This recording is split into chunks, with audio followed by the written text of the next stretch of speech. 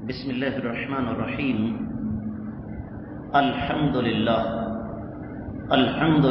الاکبر والصلاة والسلام على صاحب الكوثر قال اللہ عز وجل بعد اعوذ باللہ السمیع العلیم من الشیطان الرجیم ولذکر اللہ اکبر۔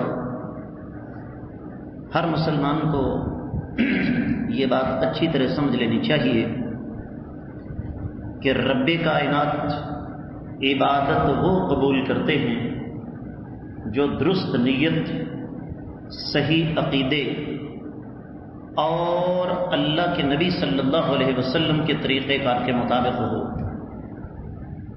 نبی کریم صلی اللہ علیہ وسلم کا طریقہ نماز آج اس سلسلے کا اللہ کی توفیق سے ہمارا چوتھا سبق ہے، اور آج سب سے پہلے ہم یہ دیکھیں گے کہ اللہ کے نبی صلی اللہ علیہ وسلم نماز کا آغاز کیسے کیا کرتے تھے۔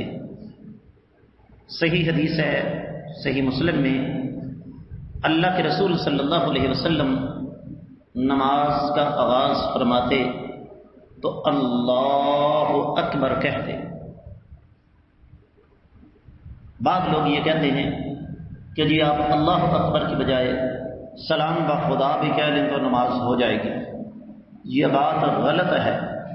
طریقہ نبی کریم صلی اللہ علیہ وسلم کا، جب اللہ کے نبی صلی اللہ علیہ وسلم فرما گئے کہ نماز کا آغاز کس چیز سے کرنا ہے جی، اللہ اکبر سے، تو اللہ اکبر کے علاوہ آپ دنیا جہان کے جتنے مرضی لفظ استعمال کر لیں، یہ درست اور جائز نہیں ہے۔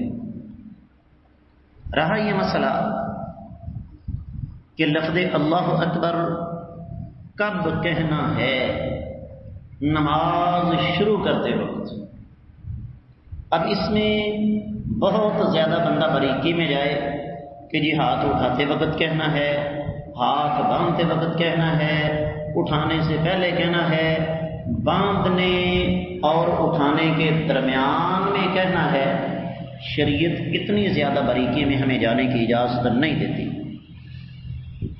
اس کے ساتھ ساتھ ایک اور بات بھی ذہن میں رکھنے والی ہے، اور وہ یہ کہ جب نبی کریم صلی اللہ علیہ وسلم بیمار ہو گئے تو آپ کی آواز زیادہ بلند نہیں ہوتی تھی۔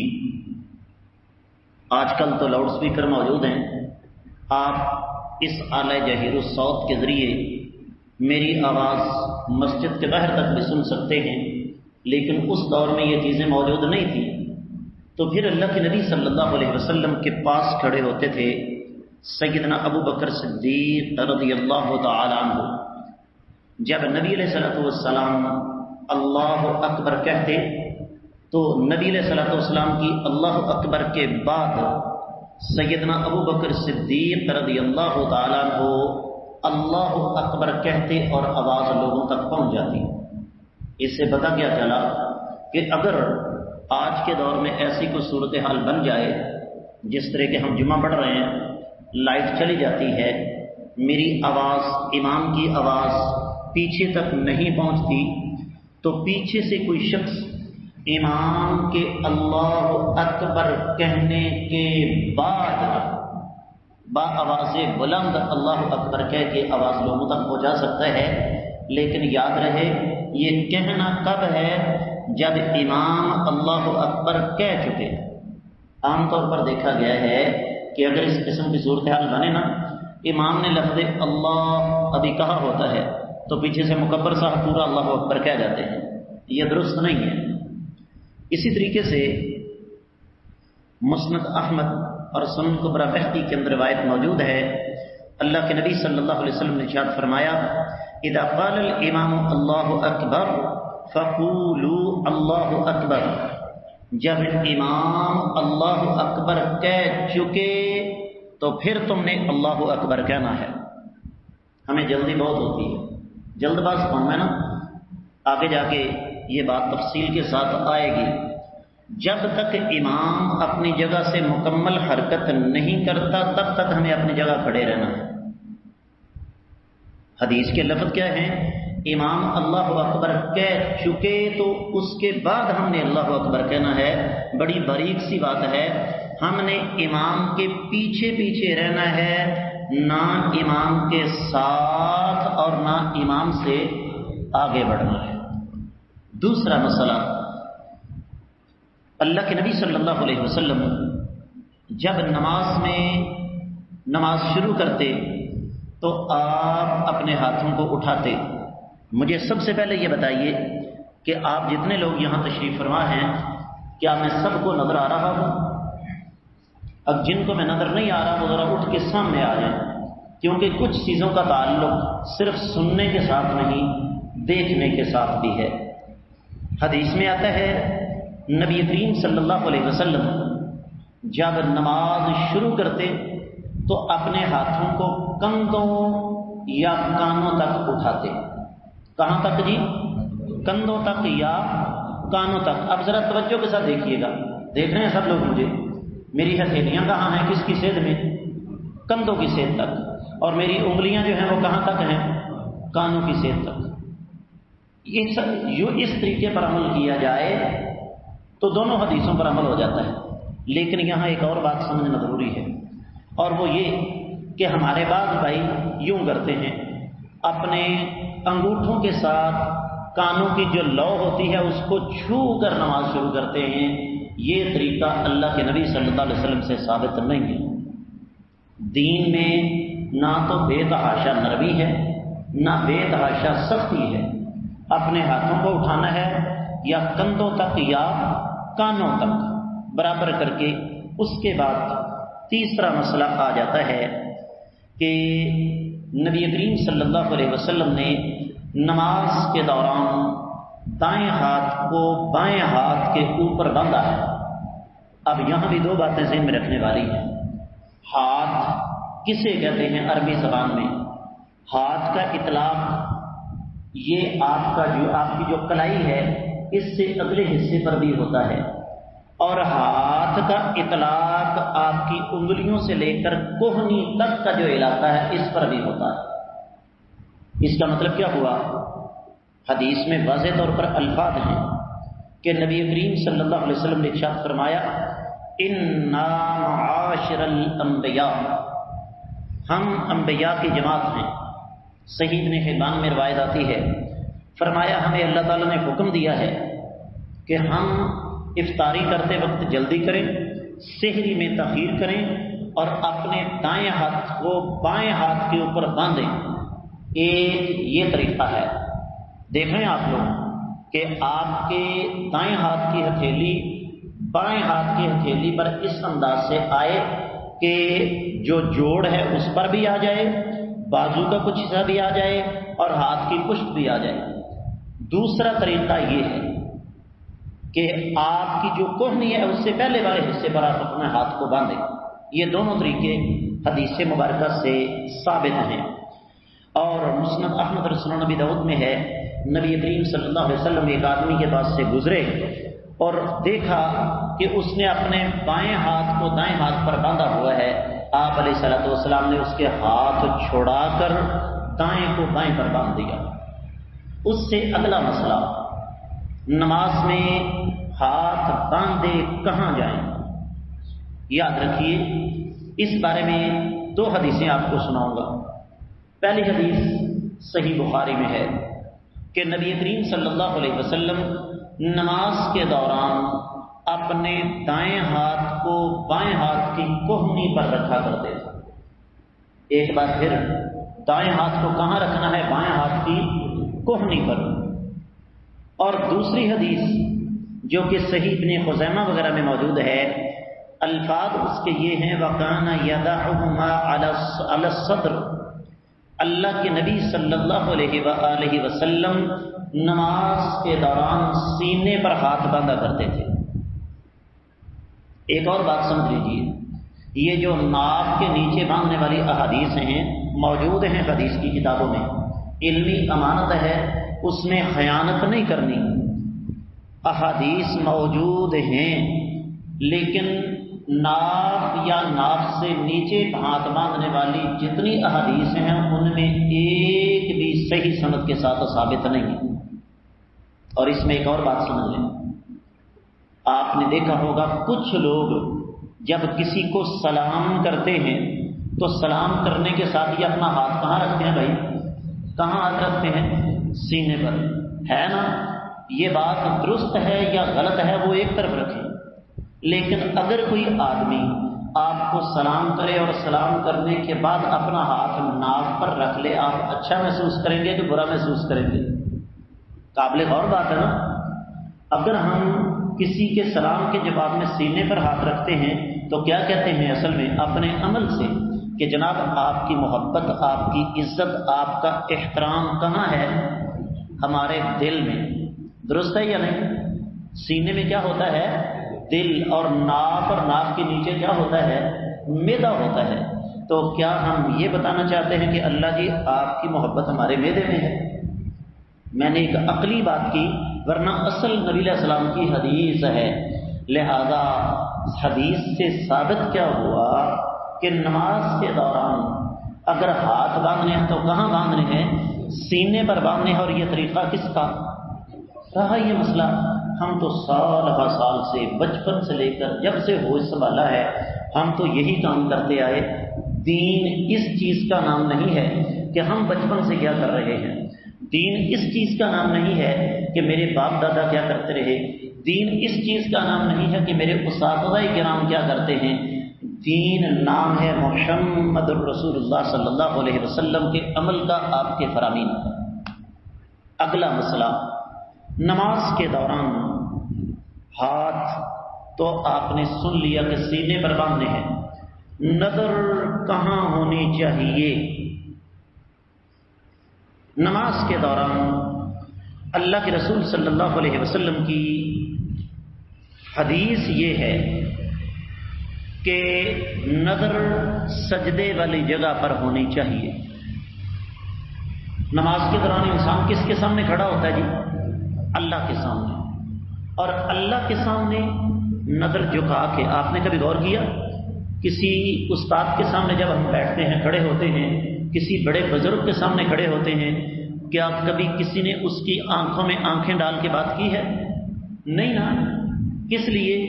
بسا اوقات ایسا ہوتا ہے کہ کوئی بڑا آدمی ہمیں کہہ دیتا ہے کہ نظریں نیچی کرو، کس لیے؟ کہ یہ ادب کے، احترام کے منافی ہے کہ انسان نظریں اونچی کر کے بات کرے۔ تو نماز میں جب ہم اللہ کے سامنے کھڑے ہوتے ہیں تو کیا ہونا چاہیے؟ ہماری نظریں جھکی ہوئی ہونی چاہیے۔ کہاں ہونی چاہیے جی؟ سجدے کی جگہ پر۔ اور اس حوالے سے صحیح بخاری اور صحیح مسلم کی حدیث سن لیجئے، نبی رحمت صلی اللہ علیہ وسلم نے ارشاد فرمایا، لَيَنْتَهِيَنَّ أَقْوَامٌ يَرْفَعُونَ أَبْصَارَهُمْ إِلَى السَّمَاءِ، کچھ ایسے لوگ بھی آئیں گے جو نماز کے دوران اپنی نظریں آسمان کی طرف اٹھائیں گے۔ پابندی ہے، کچھ لوگ ایسے آئیں گے جو نماز کے دوران اپنی نظریں کہاں اٹھائیں گے جی؟ آسمان کی طرف۔ تو ہوگا کیا؟ رب کائنات پھر ان کی نظروں کو واپس نہیں کریں گے۔ کیا مطلب؟ آسمان کی طرف نگاہ اٹھائی اگر نماز کے دوران تو عین ممکن ہے کہ اللہ تعالیٰ نابینا کر دیں۔ یہ نبی علیہ الصلوۃ والسلام کی بات ہے، میری اپنی بات نہیں ہے۔ اسی طریقے سے ایک اور حدیث صحیح بخاری کی سن لیجئے، نبی علیہ الصلوۃ والسلام نے ارشاد فرمایا، اذا صلیتم فلا تلتفتوا، جب نماز ادا کرو تو دائیں بائیں نہ دیکھا کرو، فإن اللہ ينصب وجهه لوجه عبده في صلاته ما لم يلتفت۔ بڑی قیمتی الفاظ، فرمایا جب تک بندہ نماز کے دوران سجدے والی جگہ پر نظر رکھ کے قبلہ رخ متوجہ رہتا ہے، رب کائنات بندے کی طرف متوجہ رہتے ہیں۔ اور اگر بندہ نماز کے دوران اپنی نظر کو دائیں یا بائیں گھما لے تو رب کائنات پھر اس بندے سے اپنی توجہ ہٹا لیتے ہیں۔ عبادت کو عبادت بنانا ہے، عادت نہیں۔ میں اس بات سے اتفاق کرتا ہوں کہ استاد جی لوگوں کو مسجد میں آنے تو دیں، بے شک بسم اللہ آؤ، نماز پڑھنے تو دیں، جی بڑی خوشی کی بات ہے، نماز پڑھو، وہ جی جیسے کوئی پڑھتا ہے ویسے ہی پڑھنے دیں، اس بات سے اتفاق نہیں کیا جا سکتا۔ مسجد ایک تربیت گاہ ہے، ہمارے پاس یہ علمی امانت ہے۔ یقین جانیے آپ کے اس سبق کے لیے مجھے اچھی خاصی تیاری کرنا پڑتی ہے، محنت کرنا پڑتی ہے، میں نے کسی سے کچھ نہیں لینا۔ اگر یہ میں آپ کو سمجھاتا ہوں تو کس لیے سمجھاتا ہوں کہ ہم وقت نکالتے ہیں، نیند اپنی کی قربانی دیتے ہیں، وقت کی قربانی دیتے ہیں، پیدل چل کے گندے پانی کے اندر سے چل کر آتے ہیں، وضو کرتے ہیں۔ اگر یہ سب کچھ کرتے ہیں تو کس لیے کہ جو عبادت ہم کرتے ہیں اللہ تعالیٰ اسے اپنی بارگاہ میں قبول کر لے، اور اگر قبول ہی نہ ہوئی، محنت ضائع گئی، تو اپنی ایمانداری سے بتائیے یہ خسارہ ہے یا نہیں ہے؟ اس لیے طریقہ کس کا؟ کائنات کے امام صلی اللہ علیہ وسلم کا۔ اور سنیے، صحیح مسلم میں حدیث آتی ہے، نبی کریم صلی اللہ علیہ وسلم نے ارشاد فرمایا، جب کوئی بندہ فرض نماز کے وقت اچھے طریقے سے وضو کرتا ہے، عاجزی انکساری کے ساتھ مسجد میں آتا ہے، آ کر سنت کے مطابق نماز ادا کرتا ہے، اگر اس نے کبیرہ گناہ کا ارتکاب نہیں کیا تو پچھلی نماز اور اس نماز کے درمیان جتنے بھی گناہ ہوتے ہیں اللہ تعالیٰ معاف فرما دیتے ہیں۔ اور حدیث سن لیجیے، آقا علیہ الصلوۃ والسلام نے فرمایا، صلی صلاۃ متودع کأنک تراہ، جب نماز میں کھڑے ہو نا تو نماز اس طرح پڑھو جس طرح تمہاری زندگی کی آخری نماز ہے۔ کیا خیال ہے جی؟ کوئی نہ کوئی نماز تو زندگی کی آخری ہوگی نا۔ کہتے ہیں نا کہ اچھے خاصے تھے ماشاءاللہ، نماز پڑھ کر آئے ہیں، ان کو کیا پتا تھا یہ آخری نماز پڑھ رہے ہیں۔ تو فرمایا نماز اس طرح پڑھو گویا کہ اللہ کو تم دیکھ رہے ہو، اور اگر یہ تصور پیدا نہیں ہوتا تو یہ ضرور سمجھ لو کہ رب کائنات تمہیں دیکھ رہے ہیں۔ اور ایک اور حدیث سن لیجیے، اللہ کے نبی صلی اللہ علیہ وسلم نے نماز کے دوران سامنے کسی بھی چیز کو لٹکانے سے منع فرما دیا۔ ذرا توجہ کے ساتھ دیکھیے گا، نماز نظام الاوقات ہے نماز کا، دائیں طرف یہاں سے کچھ دعائیں لکھی ہوئی ہیں وہ اس طرف ہے۔ پرانی بات ہے، آج سے 20 سال پہلے جب میں پاکستان آیا تو مسجد کے محراب میں اللہ اکبر لکھا ہوا تھا۔ کس کا نام ہے جی؟ اللہ کا نام ہے نا، میں نے اوپر سفیدہ بھروا دیا۔ کس وجہ سے؟ ہم نے یہ احادیث مبارکہ پڑھی ہیں، اللہ کے نبی صلی اللہ علیہ وسلم اپنے گھر تشریف لائے تو آپ نے دیکھا کہ آپ کے سامنے ایک پردہ لٹکا ہوا ہے، اس پر کچھ نقش و نگار بنے ہوئے ہیں۔ فرمایا اس کو ہٹا دو، اس سے میری توجہ مبذول ہو جاتی ہے، میری توجہ نماز سے ہٹ جاتی ہے۔ اس سے پتہ کیا چلا کہ نماز کے دوران سامنے کوئی ایسا منظر نہیں ہونا چاہیے جس سے انسان کی توجہ نماز سے ہٹ جائے۔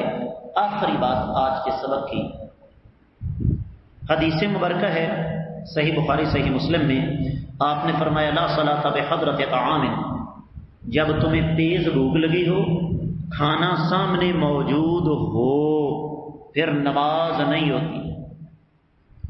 ولا وهو يدافع الاخبثان، اگر انسان کو پیشاب کی یا پخانے کی تیز حاجت ہو تو تب بھی نماز نہیں ہوتی۔ کیا مطلب؟ کہ انسان نماز پڑھنے کے لیے مسجد میں آئے، نماز کے لیے کھڑا ہو تو تمام کی تمام فکروں کو، پریشانیوں کو، ٹینشنوں کو، مسائل کو ایک طرف پھینک کر کھڑا ہے کس کے سامنے؟ اللہ کے سامنے، جس کے میدے کے اندر ایندھن ہو رہی ہے بھوک کی وجہ سے، اور اس نے کہا کہ ابھی جا کے میں نے جناب روٹی کی تباہی پھیرنی ہے، کیا وہ نماز توجہ کے ساتھ پڑھے گا؟ جس کو پیشاب کی حاجت ہے، قضاء حاجت کے لیے اس نے جانا ہے، اس کی توجہ نماز میں رہے گی؟ یقینی طور پر نہیں۔ اس سے پتہ کیا چلا کہ جب ہم نماز کے لیے آئیں تو تمام کے تمام مسائل کو مسجد سے باہر پھینک کر خالصتاً رب کائنات کی طرف متوجہ ہوں، صرف یہ نیت کر کے کہ میں زندگی کی آخری نماز پڑھ رہا ہوں، اگر یہی قبول ہو گئی تو بیڑا پار ہے۔ اللہ کی بارگاہ میں دعا ہے رب کائنات ہمیں سمجھنے کی توفیق عطا فرمائے۔ نماز کا سلسلہ بھی جاری ہے لیکن وقت کم ہے۔ اقول قولی ھذا وآخر دعوانا ان الحمد للہ رب العالمین۔